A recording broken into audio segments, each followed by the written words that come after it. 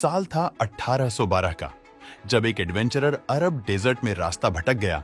रास्ता भटक कर वह चट्टानों के बीच एक पतले रास्ते पर जा पहुंचा। उसके दोनों तरफ ऊंची चट्टानें थीं और बीच में एक संकरा रास्ता था, जिसमें एक इंसान के अलावा शायद ही कोई गुजर सके। वह आगे बढ़ता गया। फिर उसके सामने कुछ ऐसा दिखा जिसे देखकर उसकी आंखें फटी की फटी रह गई। उसके मुंह से अचानक ही निकल गया, खजाना। जी हाँ, क्योंकि इस एडवेंचरर ने खोज लिया था एक ऐसा शहर जो 2000 से भी ज्यादा साल पुराना था। कौन सा था यह शहर और कौन था वह एडवेंचरर जिसने अरब के रेगिस्तान में इस शहर को खोज निकाला? आइए जानते हैं। इस वीडियो में 1812 में जोहान लुडविग बर्कहार्ट नाम का एक स्विस एडवेंचरर अरब रेगिस्तान में आया था। यह पहली बार नहीं था जब वह किसी एडवेंचर पर निकला था, मगर इस बार की जर्नी बेहद खास थी। उसके सामने लाइमस्टोन के पहाड़ पर बना हुआ एक आलीशान स्ट्रक्चर था। अगर इसकी लोकेशन की बात की जाए तो यह दक्षिणी जॉर्डन में एक प्राचीन संरचना थी। अब सवाल यह था कि इस वीरान रेगिस्तानी भूमि पर इसे आखिर किसने और क्यों बनाया था? यकीनन यह सवाल हैरान कर देने वाला था। अगर इस स्ट्रक्चर की बात की जाए तो यह 127 फीट ऊंचा था, जिसे पहाड़ को तराश कर बनाया गया था। इसे अल खजाना कहा जाता है।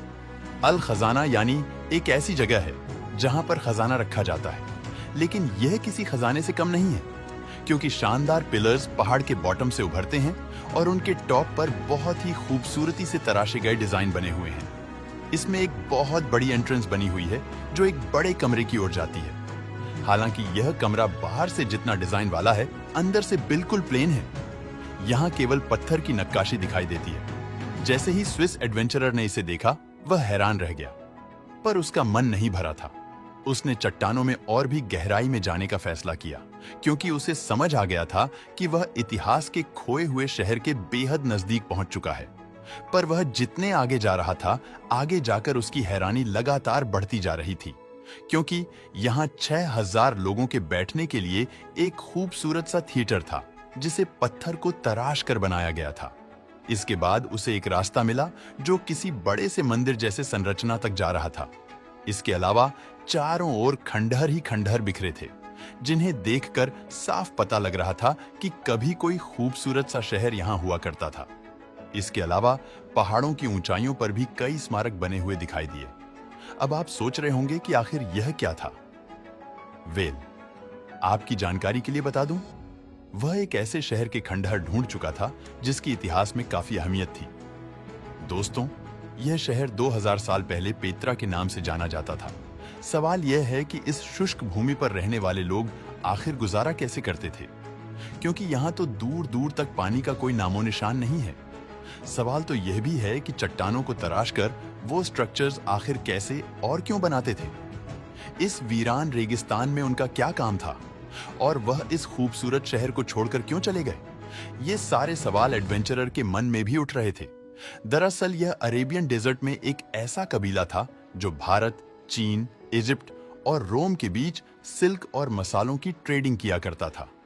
ये बहुत अमीर लोग थे और अपने खजाने को ऊंची चट्टानों में छुपाया करते थे। मगर सवाल यह था कि लोगों ने पेत्रा जैसा शानदार शहर आखिर बनाया कैसे? डिस्कवरी के बाद पेत्रा को इंटरनेशनल पहचान मिलनी शुरू हो गई। अब दुनिया भर के आर्कियोलॉजिस्ट और हिस्टोरियन यहाँ आने लगे ताकि इस प्राचीन रहस्य को सुलझाया जा सके, क्योंकि 127 फीट ऊंची कंस्ट्रक्शन, वह भी पत्थर को तराश कर बनाना, कोई मामूली बात नहीं बल्कि बेहद खास बात थी। पर यह बनेगा कैसे?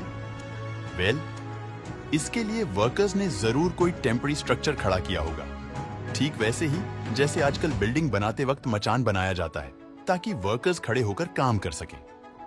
मगर हैरानी की बात तो यह है कि अलगजाना ही नहीं बल्कि पेत्रा में दूसरे स्ट्रक्चर्स पर भी ऐसी कोई निशानियां नहीं थीं जो उसके कंस्ट्रक्शन के बारे में जानकारी दे। लगातार रिसर्च होती गई और बहुत सारे एक्सपेरिमेंट्स के बाद रिसर्चर्स को कुछ ऐसा मिला जो इस कंस्ट्रक्शन के बारे में जानकारी देता था। दरअसल यहाँ पर एक इनकम्प्लीट स्ट्रक्चर था जिसमें इसके निर्माण का रहस्य छुपा हुआ था।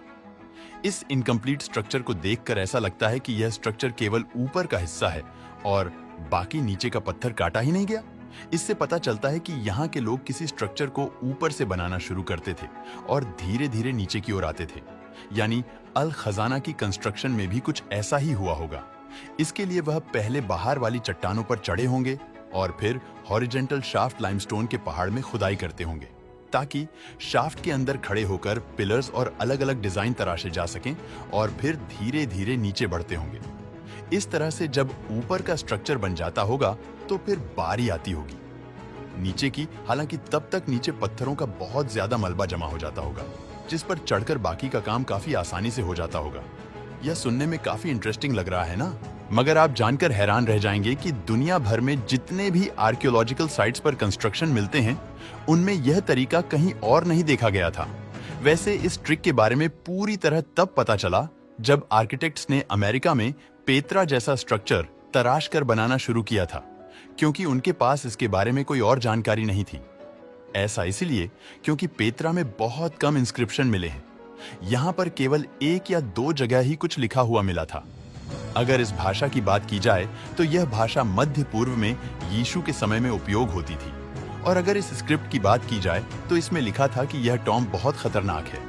इसके अंदर जो कुछ भी है उसको ना कभी बदला जाए और ना ही यहाँ से निकाला जाए। मगर जिस टॉम्ब के बाहर यह सब लिखा हुआ था, उसके अंदर केवल कुछ शेल्फ के अलावा और कुछ भी नहीं था। हालांकि अगर इन शेल्फ की बात की जाए तो इन्हें देखकर अंदाजा लगाया गया कि यह डेड बॉडी रखने के काम आती थी। एक्चुअल में यह जगह लोगों का कब्रिस्तान चेंबर हुआ करता था। पेत्रा की चट्टानों में ऐसे लगभग 800 से ज्यादा चेंबर्स मिल चुके हैं। हालांकि स्टार्टिंग में यह समझा जाता था कि शायद यह शहर कोई कब्रिस्तान था, मगर बाद में पता चला कि यह कब्रिस्तान नहीं था, क्योंकि रिसर्च में यहाँ कुछ ऐसे सबूत मिले जो यहाँ जिंदा लोग होने का इशारा करते थे। साथ ही यहाँ के लिविंग एरिया का साइज का अंदाजा लगाने पर मालूम पड़ा कि अपने गोल्डन पीरियड के दौरान पेत्रा में 20,000 से 30,000 लोग रहा करते थे। लेकिन सवाल यह आता है कि यह 30,000 लोग उस वीरान रेगिस्तान में सरवाइव कैसे करते थे? आखिर यह लोग पानी कहां से लाते थे? लगातार रिसर्च होती रही तो एक सुराग सामने आया। पेत्रा में एक स्ट्रक्चर है जिसे कहा जाता है कि ग्रेट टेम्पल के फर्श पर कुछ ऐसे सुराख मिले हैं जिन्हें देखकर लगता है कि कभी यहां से पानी गुजरा करता था। एक्सपर्ट्स ने जब इस जगह को ग्राउंड पेनिट्रेटिंग रडार से स्कैन किया तो फिर एक सच उनके सामने आया। ग्राउंड पेनिट्रेटिंग रडार यानी जीपीआर की बात की जाए तो यह जमीन में रेडियो सिग्नल्स भेजता है, और जमीन के अंदर मौजूद अलग अलग मटेरियल्स से टकराकर यह सिग्नल अलग अलग स्पीड से वापस आते हैं। जैसे मिट्टी से टकराकर यह धीरे धीरे वापस आते हैं, जबकि खाली जगह में इनकी स्पीड तेज हो जाती है। सिग्नल की स्पीड को देखकर ही अंदाजा लगाया जाता है कि जमीन के अंदर कहां पर खाली जगह है। जैसे ही जीपीआर का रिजल्ट आया तो पता चला कि मंदिर के फर्श के नीचे चैनल का एक पूरा नेटवर्क बिछा हुआ है। ठीक वैसे ही जैसे घर में फर्श के निर्माण से पहले प्लम्बिंग का काम होता है।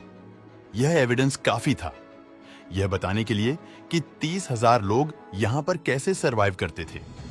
यह एविडेंस इस बात को साबित करने के लिए भी काफी था कि पेत्रा में अंडरग्राउंड पानी का नेटवर्क था।